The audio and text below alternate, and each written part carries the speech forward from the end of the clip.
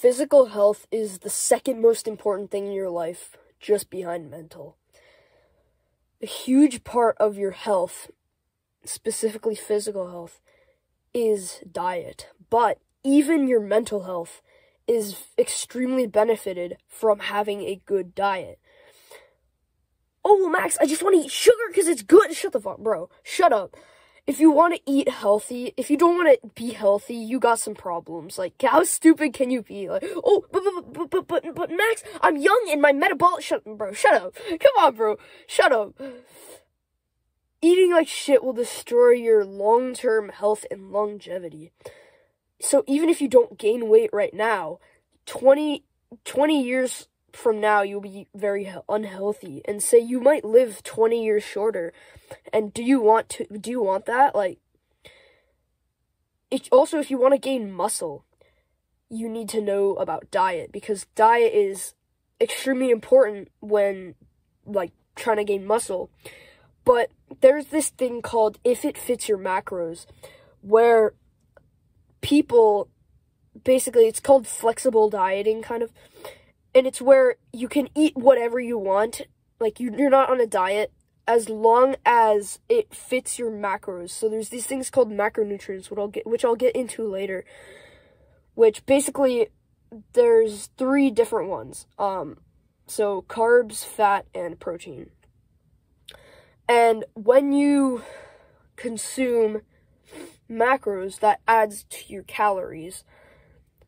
So they just eat whatever. So sugar is a type of carbohydrate. So they just eat a ton of sugar and they get their carbohydrates. They can eat as many McDonald's burgers as they want, as long as it's, it's got protein, right? Because the burger patty, it has protein. So, whatever. As long as it fits your macros, bro. It's a stupid way of thinking.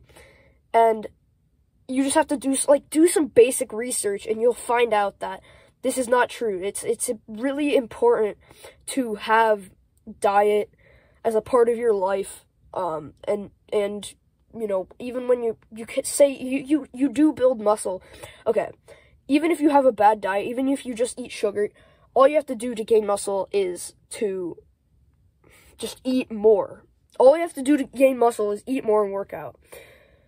So they use that type of thinking, and they don't care about their health.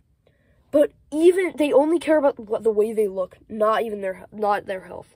But even with that, you look better on a good diet than on a bad diet. You look more fat when you eat McDonald's every day. You look more fat when you eat sugar every day, instead of eating lots of meat, lots of veggies and stuff.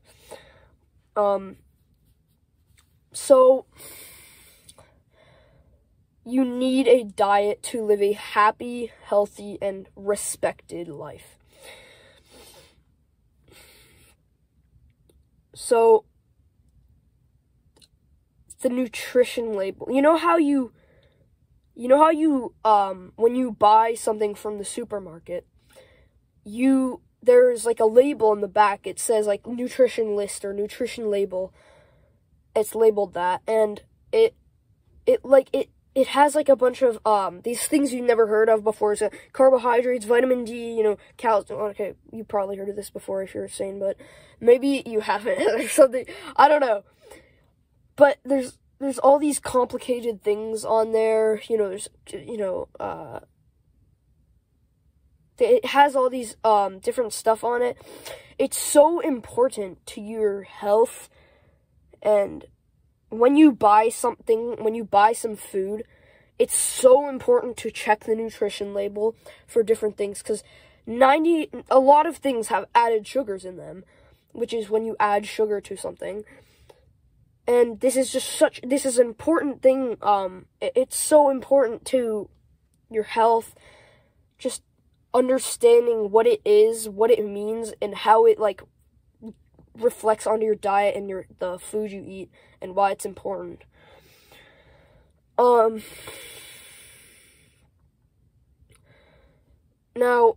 it may be complicated to understand, but it's so important to understand.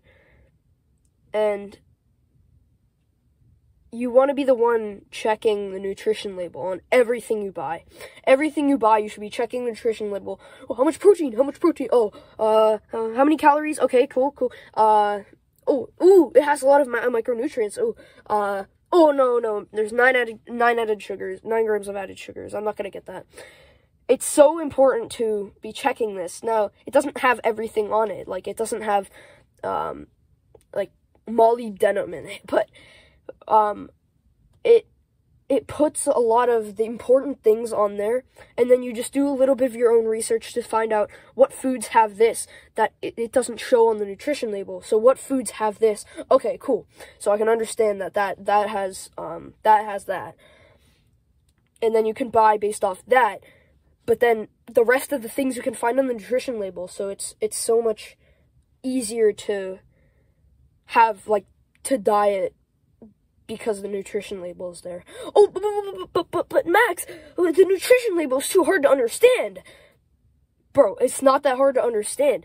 You just have to keep watching, and to understand the items on it, you just have to keep watching this video.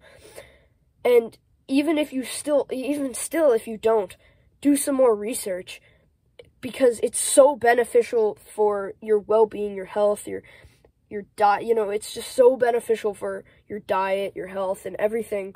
All your diet. It's so important for your diet because it helps you understand. Okay, this has this on it, so okay. No, it has added sugars. Okay, how much protein? Okay, nice. How much? Oh, nice.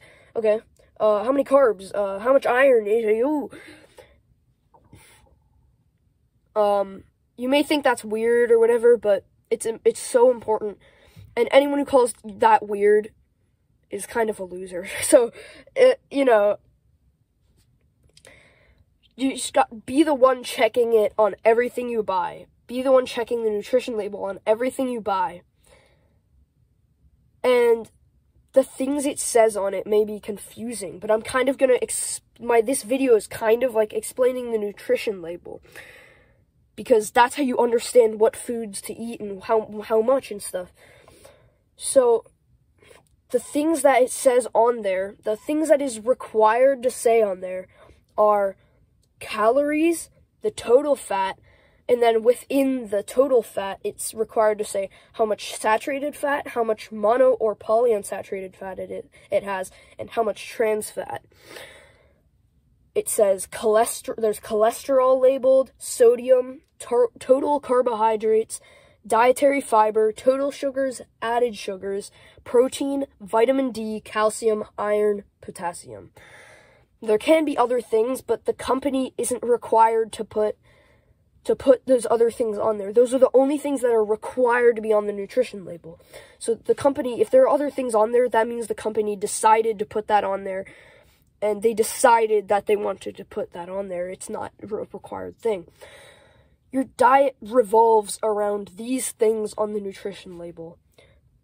This video is kind of going to explain the nutrition label and how it relates to your health and your diet. Now, the first thing I want to talk about on the nutrition label is carbohydrates, specifically added sugars.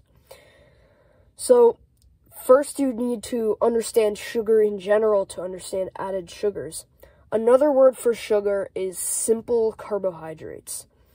So, there are two types of simple carbohydrates. There are monosaccharides and disaccharides.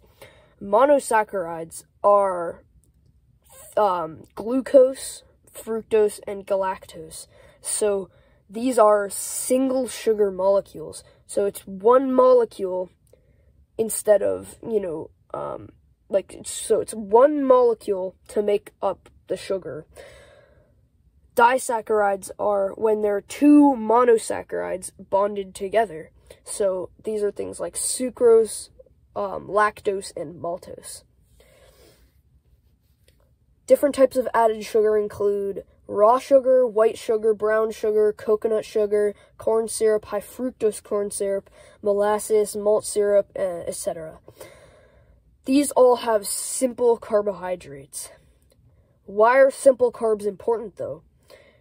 Eventually, carbs all break down into glucose.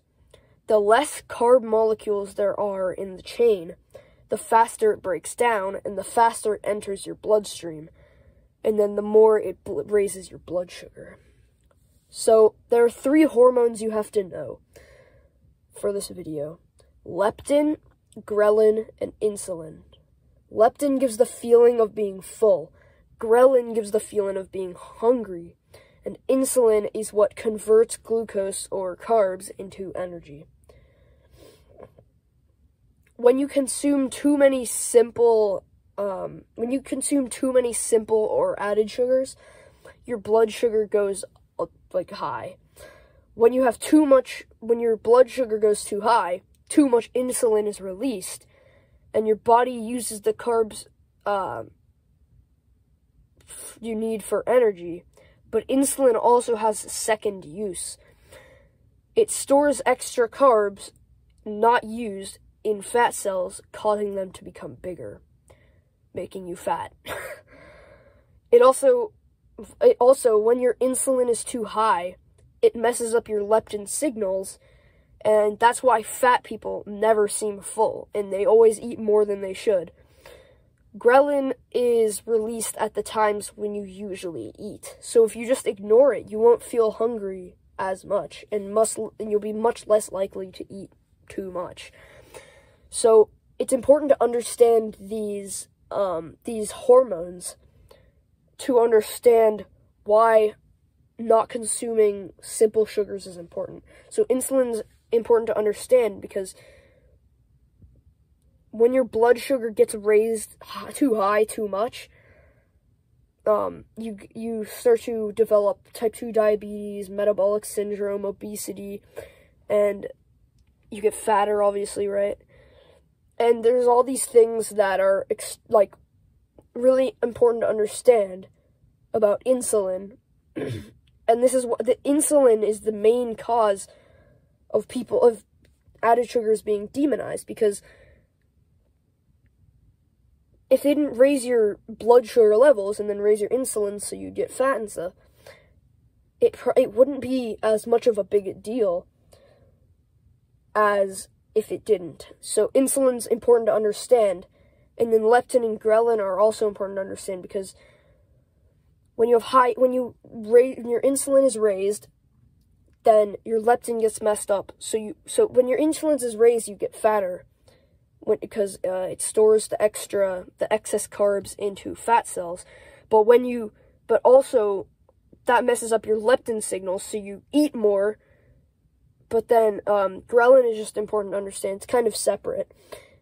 It's just important to understand because it only releases on the times when you usually eat. So it's just about routine.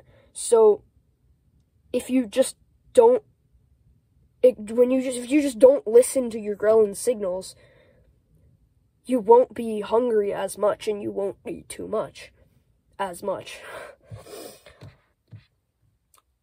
So now let's talk about complex carbohydrates. Complex carbohydrates are different from simple in the way that they have more carb molecules. So there are 2 types of complex carbohydrates. There are oligosaccharides and polysaccharides. So oligosaccharides have 2 to 10 carb molecules, and polysaccharides have 10 plus carb molecules. The main 3 types of carbs are sugar, starch, and fiber. Those are the 3 that are most commonly known.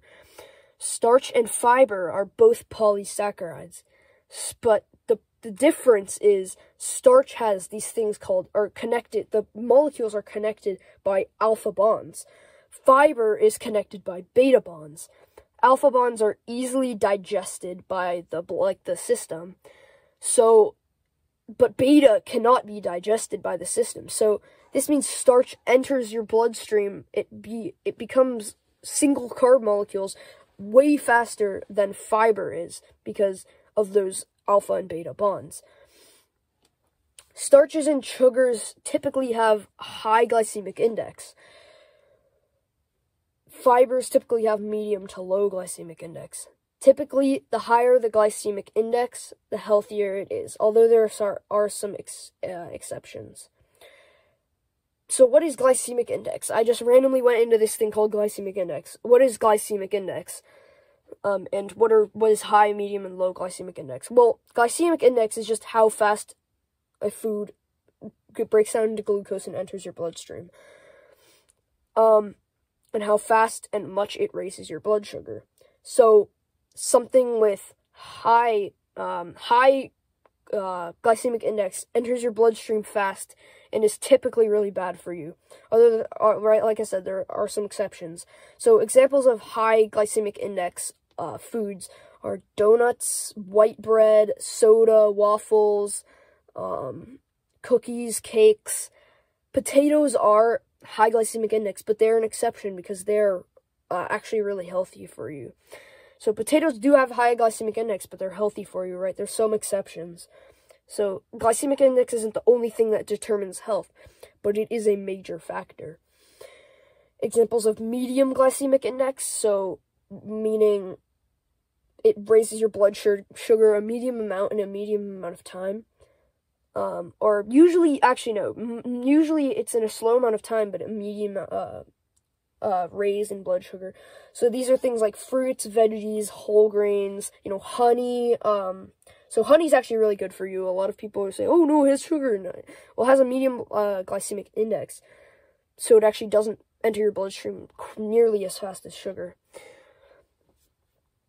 So fruits, veggies, whole grains are usually the things that have medium glycemic index. No, some fruits, some veggies have like low, some have high or whatever. But typically, fruits, veggies, and whole grains have a medium glycemic index. Now, low glycemic index, it barely raises your blood sugar, and it does it really slow, like very slowly. It rarely has many carbs at all. And these are things like meats, poultry, seafood, dairy, and like, cheese and milk and stuff like that, and eggs. So you mostly want to eat medium to low glycemic index foods. Also, typically, higher the protein content, the lower the glycemic index. But this isn't always true. This isn't something to be thinking, oh, Max said, so McDonald's burgers have high protein content, so, they're good for me, No. They have high glycemic index. They're extremely bad for you. They just have protein. Usually, typically, it's just the things that have high protein that are low glycemic index. Just typically. Some people may think there's no difference and all carbs are the same, and you shouldn't eat carbs at all. Like, carbs are so bad for you, bro. There's a major difference between the two. Complex carbs are vital for a healthy person. Eating a low or even zero carb diet can cut out essential foods like fruits, veggies, whole grains, and legumes, which provide many health benefits and are essential for your health and well-being.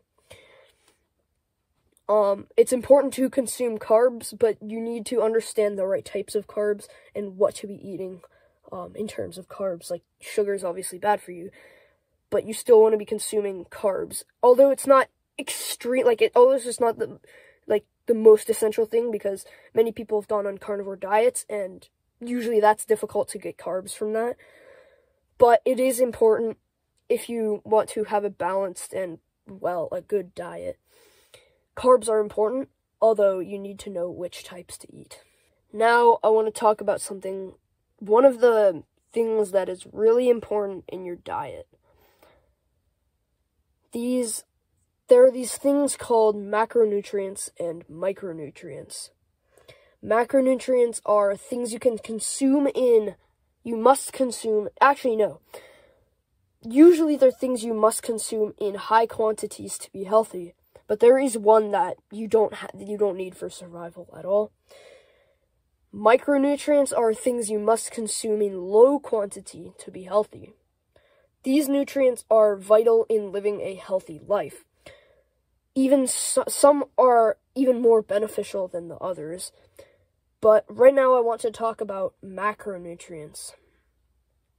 So there are 3 main macronutrients: carbohydrates, protein, and fat.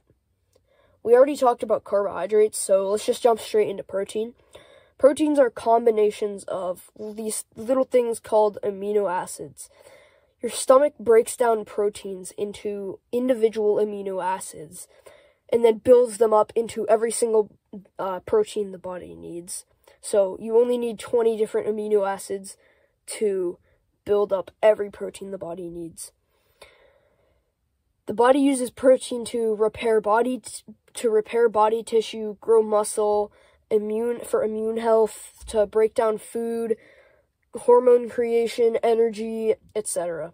There are 20 amino acids that the body needs to make every single protein, and they're kind of complicated names, so I'm just going to name them out right now. They are alanine, arginine, asparagine, aspartic acid, cysteine, glutamic acid, glutamine, glycine, histidine, isoleucine, leucine, lysine, methionine, phenylalanine, proline, serine, threonine, tryptophan, tyrosine, and valine. The body produces 11 of these on its own, so the other 9 you need to get from your diet. These are phenylalanine, valine, tryptophan, threonine, isoleucine, methionine, histidine, leucine, and lysine. Now, you don't really need to know these names. You just need to know what to eat to get these amino acids. There are 2 types of protein sources. Incomplete protein sources are plant-based. Complete protein sources are animal-based proteins. So animal-based proteins are things like eggs, cheese, meat, poultry, fish. And plant-based are things like nuts, legumes, seeds, beans. Animal-based protein is simple. But plant-based, you have to consume different ones because they don't have all the essential amino acids in one source. But a lot of people may get it wrong about plant-based protein. A lot of people may see, oh, well, plant-based protein is not that good because it's incomplete. While it may be missing 1 or 2 essential amino acids, you can easily combine different plant-based proteins to hit your protein goals. You can easily consume good protein even on a vegetarian diet. Although meat is good, meat is important. On a vegetarian diet or a vegan diet, it's still possible to get your protein goals, and it's still important to eat plant-based protein. Sometimes. Usually. There actually are some essential things in plant-based protein sources like legumes, nuts, whole grains, seeds, and veggies. So don't lack on your plant-based protein. You may be asking, Max, okay, but how much protein should I eat? That's what I really want to know. Hold on, chill a second. It's important to know this sciencey stuff because then you can understand why, not just what, which is important. So it's important to understand why you're doing something, not just what to do, because then you have more motivation and knowledge about it and what to do and all that stuff. So how much protein do you consume each day? I eat 20 grams per meal with 4 meals, with the exception of the last one, which I eat 40 grams. But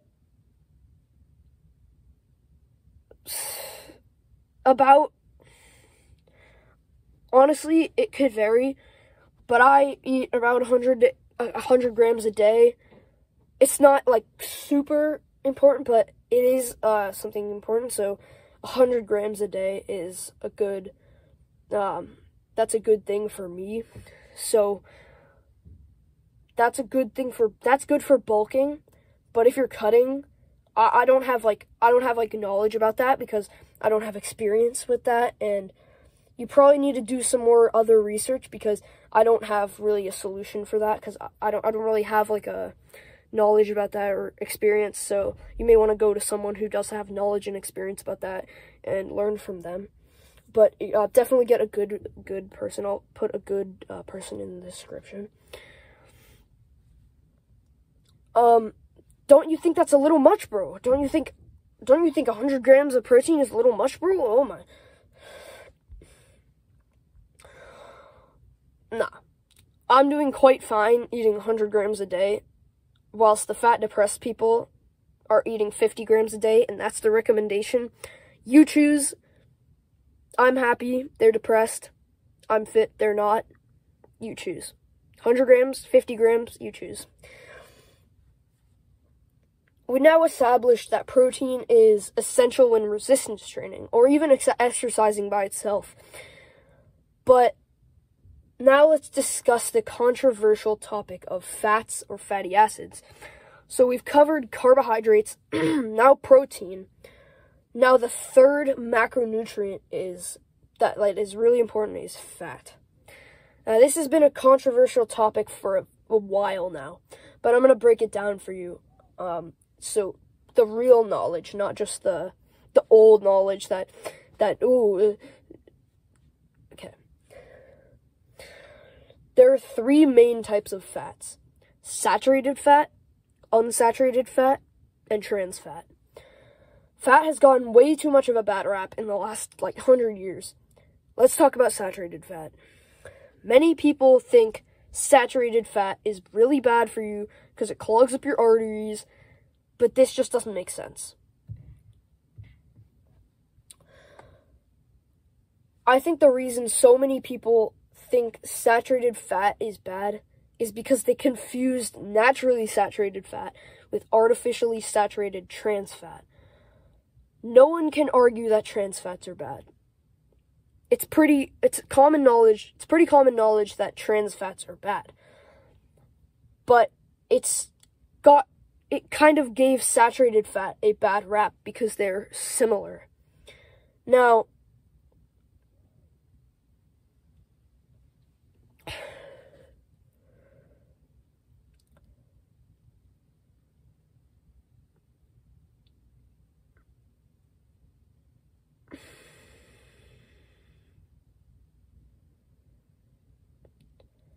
why are trans fats bad?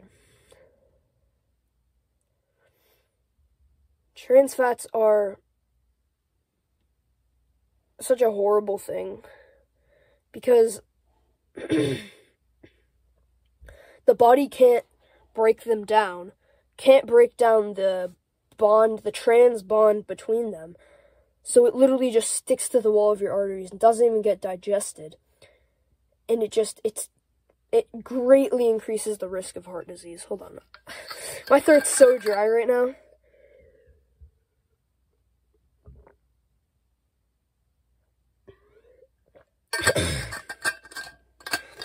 Your throat gets so dry when you record for this long.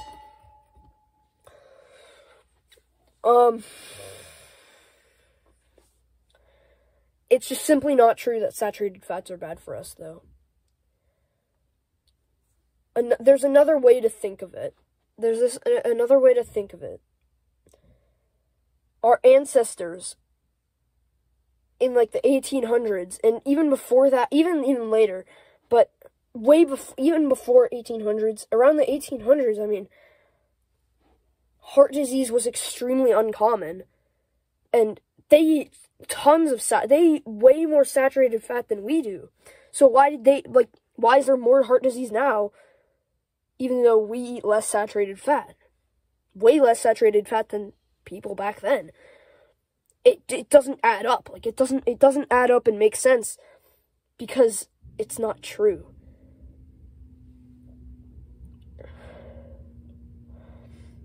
So how is saturated fat the cause of this recent thing when we've been using it for thousands and thousands of years? It's because it's simply not true that saturated fats are bad for us. It's this myth that has been created by people who were delusionized and did it for marketing. Honestly, that's what I think. I think it was for marketing. It's this myth that saturated fats are bad, and it just does not add up. It doesn't make any sense at all. So, still, maybe in high doses it's bad, but everything is bad in too high doses anyway. Everything in too high doses is bad. So, I mean, it's not like that's like an outlier or something. Still don't consume as much saturated fat as possible. Ooh, whoa. It's not bad for you like was said previously. It's actually pretty good for you.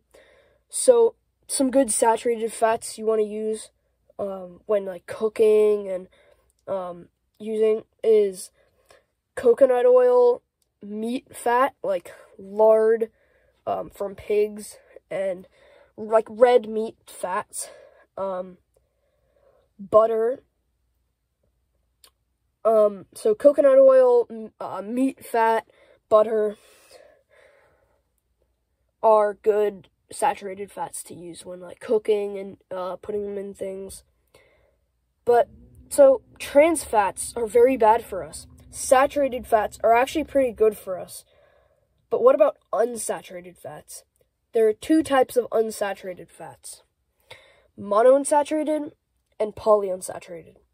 Unsaturated fats are the best kind of fat. And unsaturated fats are when the carbon chain in a fatty acid is bent and unstable, which means it's liquid at room temperature. There's not much to them other than that. I mean, they're a little bit better than saturated fats, even though saturated fats are good. So unsaturated fats are really good for you. So some good, other than that, some good unsaturated fats. There's some good, well, actually, no. Some unsaturated fats, such as canola oil, sunflower oil, safflower oil, grapeseed oil, cottonseed oil, corn oil, all these seed oils, soybean oil, are really bad for you. They're actually really bad for you, even though they're high in unsaturated fats. Highly processed seed oils can put chemicals into your body and actually lower your testosterone. So some good kinds of unsaturated fats you should use are not seed oils, but avocado oil, olive oil, nuts, and legumes. Those are some good ones. Maybe I'm not thinking of some other ones, but those are the really good ones that you should eat and cook with and all that. Usually I use avocado or olive oil to cook with, and then I eat peanut butter a lot and some nuts and almonds and stuff. So those are some good unsaturated fats. But there's actually one more macronutrient which I talked about. So, well, I didn't talk about yet, but I did say that there's most of the macronutrients are essential for life, but are essentially consumed in high quantities to maintain a healthy life. But there's actually another macronutrient which is not essential at all, and it's actually very bad for you when consumed in high amounts and even in low amounts. This is alcohol. Alcohol is actually a macronutrient. A lot of people don't know this because it's not mentioned with the other three because it's not essential for life, so it's not mentioned with the other three as a macronutrient, but it actually is a macronutrient. Alcohol you definitely don't need to survive. That's a whole nother topic. Alcohol is a whole nother topic that I'm not going to talk about right now. But the three essential macronutrients that are really, really healthy and you need for a healthy diet to gain muscle, lose fat, and all this. I've went over some controversial topics in this chapter. I tried to explain it in an easy way, but let me just summarize it real quick, just so you really get the whole idea, and don't call me like, oh, it's so complicated, bro, I don't. So, protein, so carbs, actually. Let me start with carbs. Carbs, it's good to eat carbs, not extremely essential, probably the least essential macronutrient, but they're good for building muscle. But you need to eat the right types of carbs. So usually fiber. Fiber is good carbs. Protein, you eat about 100 grams a day. Animal-based protein sources are pretty straightforward. Meat is good for you and all this. And then plant-based protein sources, you just kind of have to mix them together if you're like a plant-based diet. Because some of them don't have don't have all of them. They're missing one or two essential amino acids. And then fat. Saturated fats are actually good for you. Trans fats are really bad for you. And unsaturated fats are really good for you. So saturated fats and unsaturated fats are actually really good for you. Fat is very good for you, but you don't want to consume seed oils because they're actually bad for you, even though they're an unsaturated fat. And then alcohol is not unnecessary. The next thing on the nutrition list I want to talk about is cholesterol. This molecule is highly associated with fat, and it's highly confused because people don't have time to research a little bit. They just they get their ideas from the media and just the stuff that's on the surface, but they don't actually look like under the iceberg, right? Cholesterol is another thing that's very controversial, like fat. So the main reason people back away from saturated fats is actually the main reason cholesterol is associated with fat. First, we need to talk about the two types of cholesterol. Now, there's LDL and HDL. LDL stands for low-density lipoproteins, and HDL stands for high-density lipoproteins. So, LDL is bad cholesterol because it develops plaque in your arteries. This is what they say, right? It's the bad cholesterol because it develops plaque in your arteries, dramatically raising the risk of heart disease, heart attack, and metabolic syndrome, right? HDL is the good cholesterol because it removes this plaque and does essential functions in your body, like making hormones, such as testosterone or cortisol, digesting food and shitting it out, and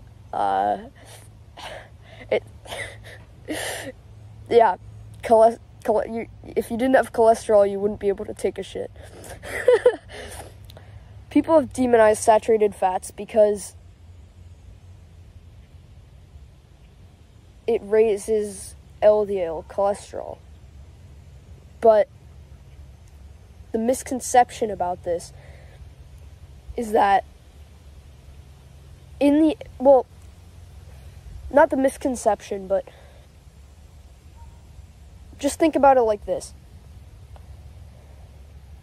In the 1800s, heart disease was extremely uncommon. Like I said, heart disease was extremely uncommon in the 1800s, and even way before that, honestly. That's 90% of what people ate was meat, and that's full of saturated fats. So much more saturated fat was being consumed. So you kind of have to look deeper, if saturated fat raises the risk of heart disease, why is there more now when we eat less saturated fats than we did before?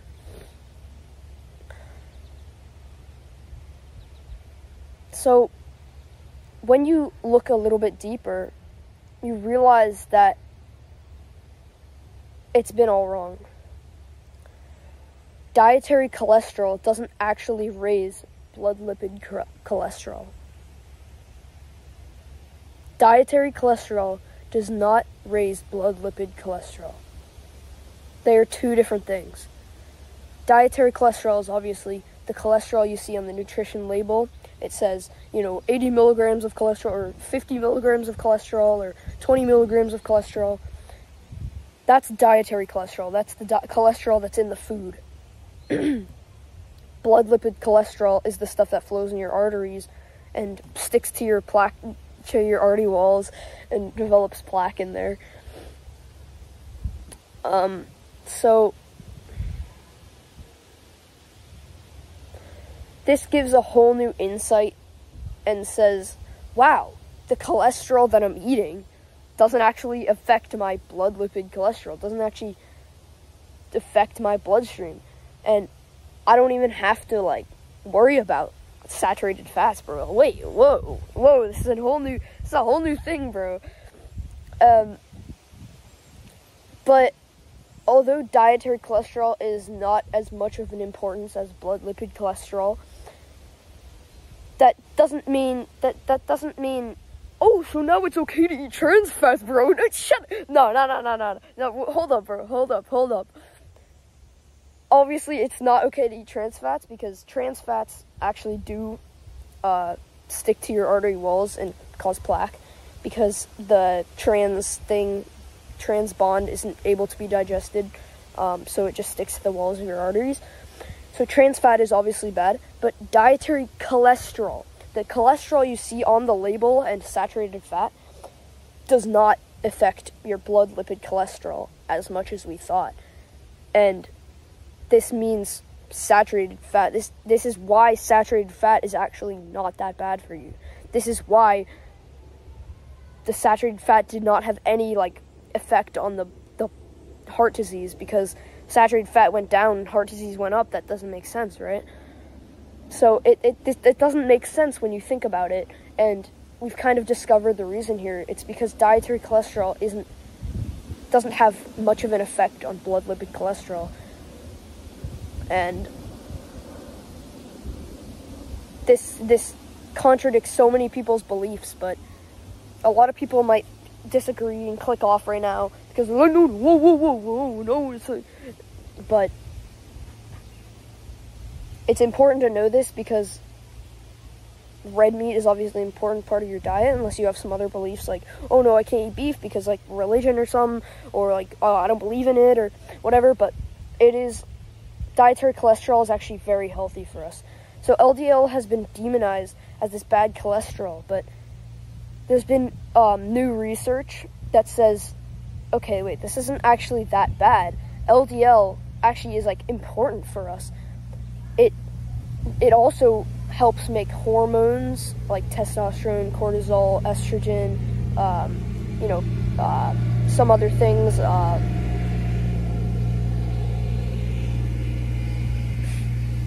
Your good car just went by. I don't know if you could hear me, but I'll just repeat myself. So, what was I saying? Okay, wait. Pause. When you do a little more research, you see that 60 milligrams of cholesterol on the food label, on the nutrition label, on, like, the red meat, that it's not gonna, no, it's gonna clog up my arteries and I'm gonna die. No, you're fine. The red meat is actually healthy, and it's got protein, bro. It's got protein. 60 milligrams. The cholesterol is such a controversial topic, and I've kind of just debunked it all right now. And now you kind of know that saturated fat, dietary cholesterol, all this stuff that people were demonizing for so long is actually good for you. The cholesterol in eggs is good for you. The cholesterol in meat is good for you. The cholesterol in cheese or butter or something like that, or anything like that, lard, is good for you. Because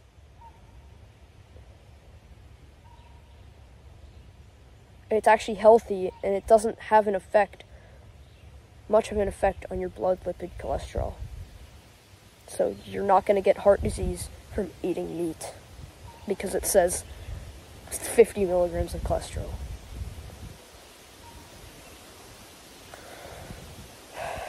For example, look at Joe Rogan. He went on a carnivore diet. Look at Jordan Peterson. He went on a carnivore diet for 5 years. He's the healthiest he's ever been. He's very healthy. Joe Rogan, he doesn't have heart disease. They don't have heart disease. They don't have diabetes. They're not obese and shit. And the carnivore diet consumes a lot of saturated fats and cholesterol, dietary cholesterol. So why do they not have heart disease or heart attack? Doesn't make sense, right? Okay, so we've talked about the macronutrients, cholesterol, sugar, and carbs. Now, something that's very important in your diet are these things called micronutrients. So there are macronutrients and then there are micronutrients. So micronutrients are, another word for micronutrients are vitamins or minerals. Vitamins and minerals. So you might have heard this before. So there's like vitamin D, vitamin E, vitamin K, vitamin A, D, B, and then there's like, the minerals like under the ground, like iron and cobalt, or not cobalt, but whatever, like the rocks underground, you eat them or something, and you see it on the label, and it says vitamin D, iron, potassium, calcium, and whoa, what is this stuff? But it's actually important to your health a lot. So they do not contribute calories. They maintain essential bodily functions, and you consume them in much smaller quantities. So milligrams, micrograms, mostly micrograms and milligrams. So it's much less quantity, no calories, and they're extremely important for your health and bodily functions and essential bodily, sensation. Sammy.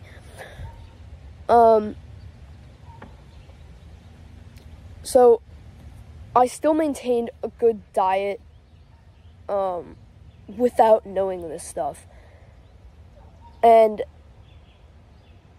I didn't really know what certain foods had what micronutrient. I didn't really know, I didn't really know, like, carrots had, like, a lot of vitamin A. Like, I know that now, but I didn't know that before. And I still had maintained a pretty good diet. But I do know it is very important to understand micronutrients and what they're in. So mainly the focus you want to be thinking of right now is all of these are essential for your health that I'm going to explain in this list. But the main thing you need to know is just what they're in and what to eat to get these, and what to eat to get a balanced diet. So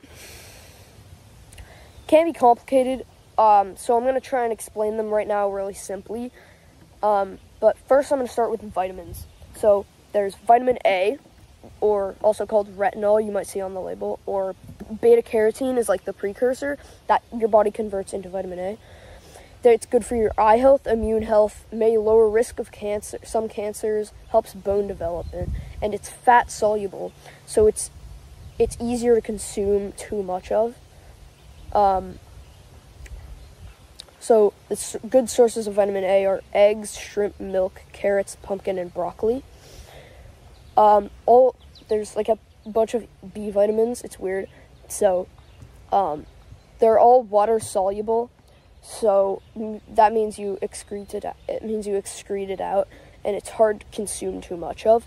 So there's vitamin B1 or thiamine. This helps the body convert food into energy, and it's needed for healthy skin and nervous system function. So the sources are eggs, grain, pork, sunflower seeds, and salmon. Those are good sources of vitamin B1. Vitamin B2 is also called riboflavin. It's essential for helping the body convert food into energy, and it fights free radicals because it is an antioxidant, so it fights free radicals, which are like unstable cells in your body, and blood health. Good sources of vitamin B2 are kale, broccoli, and milk. Vitamin B3, or also called niacin, aids in converting food into energy. Again, supports the circulatory system. And good sources of this are poultry, mushrooms, potatoes, and peanut butter. Vitamin B5, or also called pantothenic acid, aids in the creation of lipids, which is cholesterol, neurotransmitter, and the creation of steroid hormones like testosterone and hemoglobin. So you really want to understand the sources of this, because cholesterol is the backbone of creating hormones, and then it aids in the creation of steroid hormones again, like even more. So testosterone, these foods boost your testosterone. So chicken, broccoli, avocados, and tomato products. So tomato products, you don't want to get the ones with sugar in them, obviously, because that lowers your testosterone, and is obviously bad for you. But chicken, broccoli, avocados, and tomato products.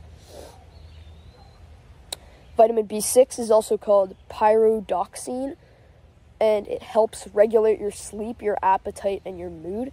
It aids in the creation of red blood cells, maintains cognitive function, and maintains immune function. So the good sources of this are fish, legumes, potatoes, and bananas. Vitamin B7, also called biotin. Biotin helps synthesize glucose. It helps break down fatty acids, and is necessary for healthy bones and hair. Good sources of this are whole grains, organ meats, and egg yolks. Organ meats, don't ask me. Vitamin B9 or folic acid is necessary for cell creation and ensures brain health of infants. I don't know why infants specifically, but infants, brain health of infants. Good sources of this are asparagus, okra, spinach, and orange juice. So like oranges, orange juice. Orange juice isn't super good for you because it's a juice and it removes so it's basically like sugar juice, but it removes all the fiber from the fruit, so it basically is just like soda, except not carbonated. So I'd say oranges rather, so spinach and asparagus and okra are probably the best ones. Vitamin B12 or cobalamin, it assists in making new cells, breaks down certain amino acids and fatty acids, and preserves nerve cells, red blood cells, and DNA. So, good sources of vitamin B12 are meat, poultry, fish, milk, and eggs. So basically all the like animal-based protein sources. So you'll probably be getting those anyway if you're like working out and stuff, consuming a lot of protein. So you'll get some good vitamin B12. If you're wondering what happened to vitamin B4, B8, B10, and B11, so am I. There's this thing called choline that acts like a B vitamin, but it's not actually a vitamin. It used to be a vitamin. It used to be like vitamin G or something like that. It aids in nervous system function and nervous system activities, and some good sources of choline are milk, eggs, salmon, and peanuts. So basically protein, a lot of protein sources have choline in them, so you'll probably be good. Vitamin C. So now we're on to, off the B vitamins, now we're on the C vitamins, not the C vitamin.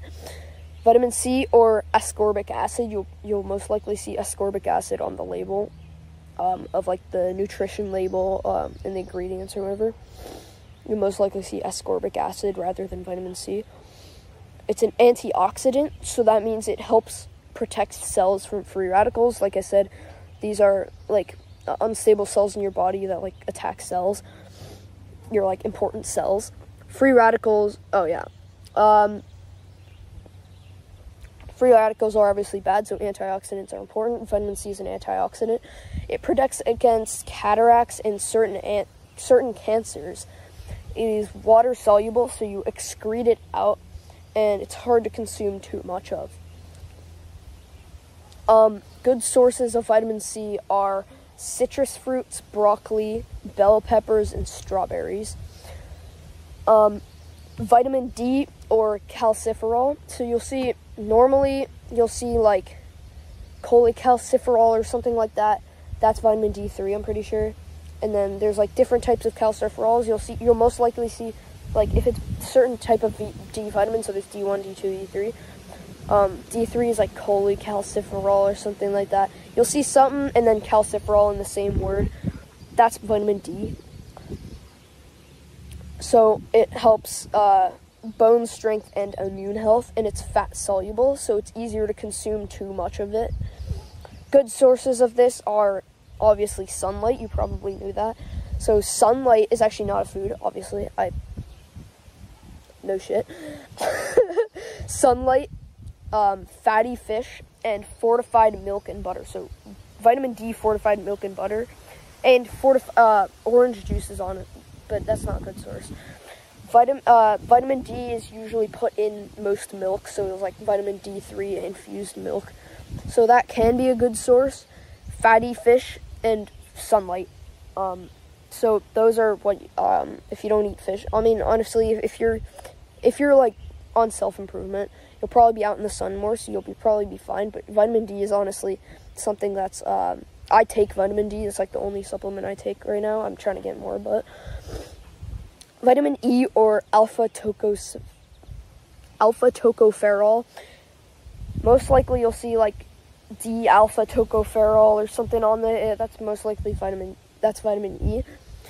It's an antioxidant that helps vitamin A and certain lipids from being damaged. So vitamin A and certain cholesterol from being damaged. It helps prevent Alzheimer's, and is fat soluble, so it's easier to consume too much of. Good sources are olive and avocado oil, leafy green veggies, whole grains, and nuts. So you most likely be consuming plenty of vitamin E.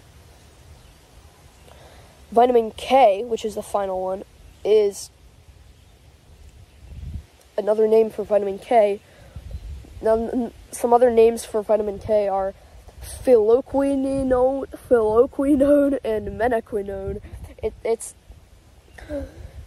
Vitamin K is essential for blood clotting, and it's fat soluble, so it's easier to consume too much of. Good sources of this are cabbage, liver, broccoli, and kale. So you may notice we're missing a few letters. So this is because science is more advanced and better at classifying vitamins as other things. So vitamin F, what vitamin F used to be, is now the unsaturated fatty acid. It's very popular, linoleic acid. So linoleic acid is actually a fatty acid, an unsaturated fatty acid. And it's very popular because it's controversial in the community. I'm not going to explain it now because it's like a whole 30-minute long conversation. But it's another reason saturated fat is demonized. It's another reason saturated fat shouldn't be demonized. And that's actually, it's involved in the explanation of why saturated fat is not bad. Vitamins G and H are now B2 and B7. So vitamin B2 and B7, which are riboflavin and biotin, that's vitamins G and H. That's what they used to be. And then vitamin J, vitamin J is choline. So choline, like I said, used to be a vitamin. It actually used to be vitamin J, so choline, the non-vitamin, used to be vitamin J. I don't think vitamin I ever existed. I couldn't find any research that said that. So, yeah. Yes, this was a long list of vitamins, but it's essential to understand nutrition.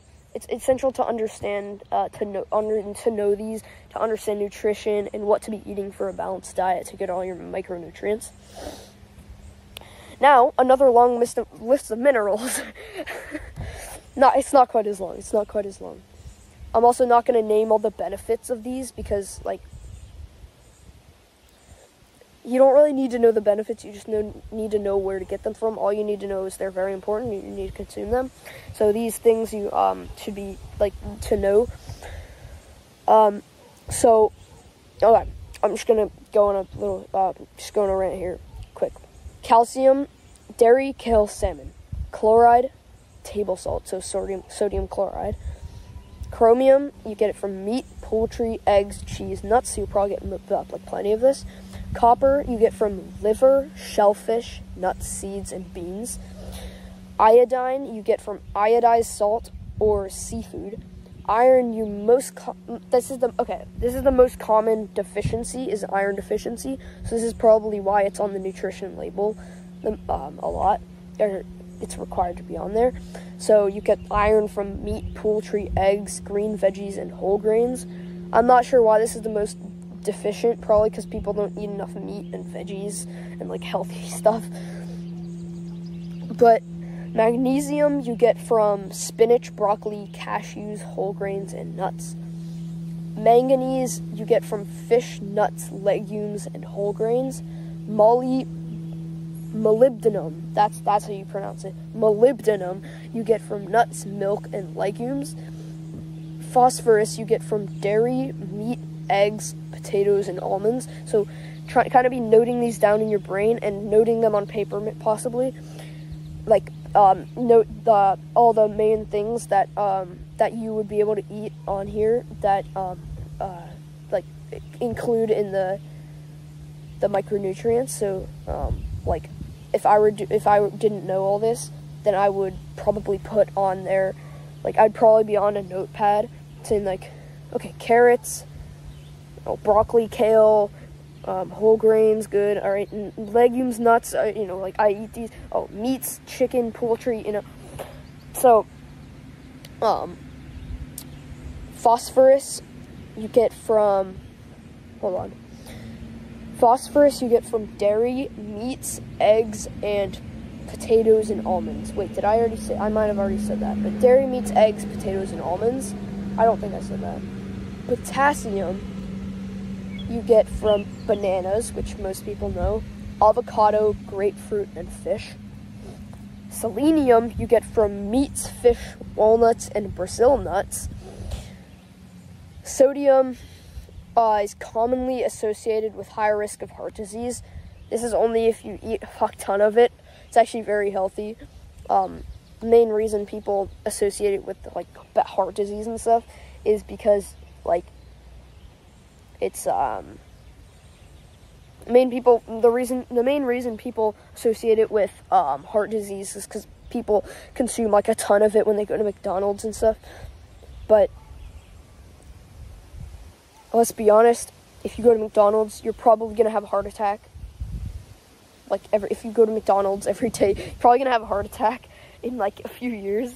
Let's be honest anyway, so like come on. So salt is actually very good for you. Sodium is actually very good for you. So you get this from table salt or sodium chloride, another name for it. Sulfur you get from meats, fish, poultry, nuts, and legumes, so protein sources.